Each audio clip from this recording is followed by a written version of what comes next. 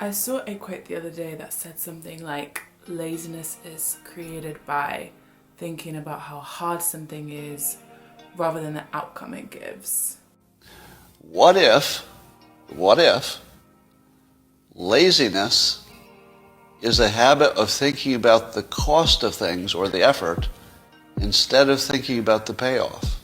What if laziness is nothing but a habit of thinking about the effort instead of thinking about the outcome? And it made me think about the areas in my life where I've been lazy, especially with fitness, and it's something that I beat myself up about.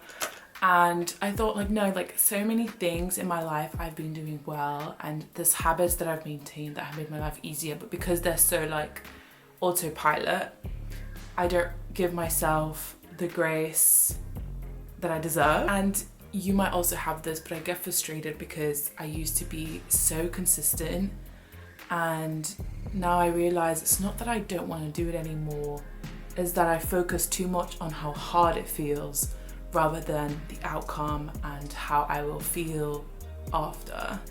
It's really that mindset of thinking about the pain of doing something rather than the pleasure.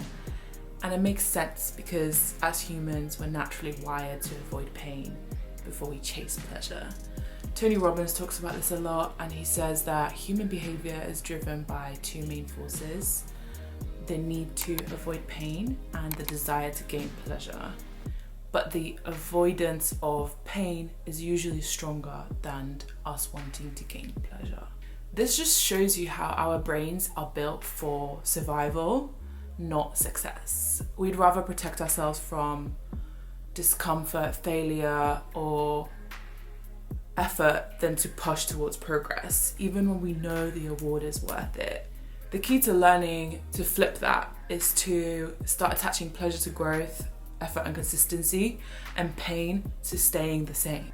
And that's why I think these small habits that I've built have lasted, because I know the pain of not doing them is greater than the effort it takes to keep them up. I guess just to give you context on my fitness journey is I've been going to the gym for like 5 years now. I actually started working out during lockdown, which I feel like so many people did. And my fitness journey hasn't been linear. It's been a mix of challenges and lessons and small wins and some depressive episodes, but it's been rewarding, and it's kind of helped me build permanent habits that I still uphold to this day. At one point in my life, I was going to the gym like 5 times a week, tracking every meal. I lost around 10 kg in my first 2 years of lifting seriously. And this was such an achievement for me because I didn't do it just through diet. I did it through going to the gym consistently, which I've never done before. Looking back, it was definitely the best I've ever felt. Even though I couldn't see it back then, I think I've always struggled with a little bit of body dysmorphia. And then when you go to the gym, it tends to happen. But I only realized later on that, hey, I actually looked amazing. I didn't look bad. Like, I thought I wasn't good enough. And then life happened. Things got heavy mentally and emotionally. And I lost that consistency. I gained the weight back, took a step back, spent the year rebuilding myself. But through it all, no matter how much life shifted, I still had these habits that I'm going to list with you today, and how I've managed to maintain them and why I think they are so important. Obviously, everyone is different, so take this with a grain of salt. But these habits have really made an impact on my life, and I wanted to share them with you today. And then you can reflect on your own little habits that you have in your life or that you want to create that you think will make a big impact. So the first habit that I wanted to talk about was not going on my phone the first hour in the morning. Sometimes the first 2, but the first hour is kind of was my average. And the reason why this is so important is that your brain wakes up in receive mode. Checking your notifications floods it with noise. You get anxious, you start to compare yourself before you've even properly woken up and met yourself that morning. It also raises cortisol, which is the stress hormone, and it shortens your attention span for the rest of the day, which is just it's not good for your brain, it's just not good for your mental health, and it's just not good for your productivity. the first thing you do in the morning is what your brain is more likely to do throughout the day. So for example, if you go on your phone in the morning, you'll reach for it more throughout the day. The same with if you work out first thing in the morning, you'll naturally be more active throughout the day. And so really the first hour in the morning is probably the most important hour of your day.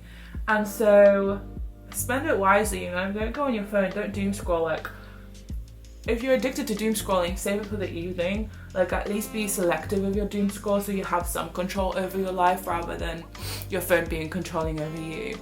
Get a digital alarm clock and leave your phone in another room. So I don't need to do this because I've built that self-control, although I do want to do it, but it depends on your self-control, okay? Read the room. But that way you're not tempted to check your phone in the morning because it's not even in the room with you. Another tip would be to replace the habit of scrolling on something else. So have a book you're gonna grab, have a journal like morning pages, or journal a dream that you had. There's so many things that you can do instead of reaching for your phone. Like, think of something else you like doing, even like coloring, like, I don't know, do something. Because our brain doesn't like emptiness. We like replacing habits. My third tip would be to start small, so you don't have to go for 1 to 2 hours straight from the get-go. You can just start with 15 minutes of not going on your phone in the morning and then slowly build it up day by day. The second habit that I have managed to maintain is keep learning, reading a book, or reading about something online, whether it's a podcast or an article. Just to list some reasons, is that your mind grows through curiosity. The moment you stop learning, you start repeating. And actually, I saw a reel the other day, oh my god, it was so good. It was like, the reason your childhood is so slow and fascinating is because we're constantly experiencing something new. And the reason why your adulthood is so fast is because we don't have as much newer experiences. And so if you want time to slow down and remain childlike, also learning and reading expands your perspective. Like, you'll have more things to say in the room. You'll actually have like your own thoughts as well, because I feel like sometimes when you scroll sometimes and you stop learning, you subconsciously form the opinions of others online. As if you actually go out your way to learn your own stuff, you actually have a personality. And then the third reason, I would say, it just builds self-trust. Like, you start realizing how much you can teach yourself when you stay curious. And then just some tips on how to do this is to keep a book around, or go book shopping and buy a book in a subject that interests you. It can be fiction, don't get me wrong, but I'm talking about non-fiction specifically. Another tip would be to stop doom scrolling as much as you do. And instead of doom scrolling, read something interesting online. Like, you can stay on your phone, but just read something more interesting. And another tip I have, and this is one that I would love to do more, is make learning a part of your environment. So this could be as simple as keeping a notes app or a journal where you quickly jot down ideas, quotes, or concepts that you would love to look more into. And then when you have free time, or you make free time, you can spend some time to just go through that quote or topic that you wrote down on your phone and just learn about it. Tip number 3 is a very simple one, but it's very effective. And that is to make your bed in the morning. It gives your brain an instant win. So it gives you that small dopamine first thing in the morning for achieving something. Even if it's as small as making your bed, it usually sets a positive tone and gives you momentum for the day. It also reduces stress. It actually will make you feel calmer and more organized, which is a great way to start your day. It also strengthens your discipline because your brain learns to associate small actions with self-respect and responsibility, which actually helps you build consistency over time. So just some tips on how to do this, because to some people it just doesn't come naturally to make your bed. So here's some tips if you are that person. Make it simple. It doesn't have to be complicated. You don't have to have 10,000 pillows. Smooth the sheets. pull a duvet neatly. It's about consistency and not perfection. The thing you can do is tie it to something you already do in the morning. So if brushing your teeth is the first thing you do in the morning, brush your teeth and make your bed at the same time. And another tip I would say is focus on the feeling after you have made your bed. Like, think about how rewarding it feels after you've made your bed, and it just like makes your room look better. A fourth habit that I've managed to maintain is to always somehow pick myself back up. And I've been down so many times. Can't imagine completely giving up. I think it's important to learn to always get up, especially when you're fighting about something you're passionate about. Every time you get back up, your brain builds emotional muscle memory, which is proof that you can handle discomfort and uncertainty. Some tips in how I do this. A good way is obviously loving yourself.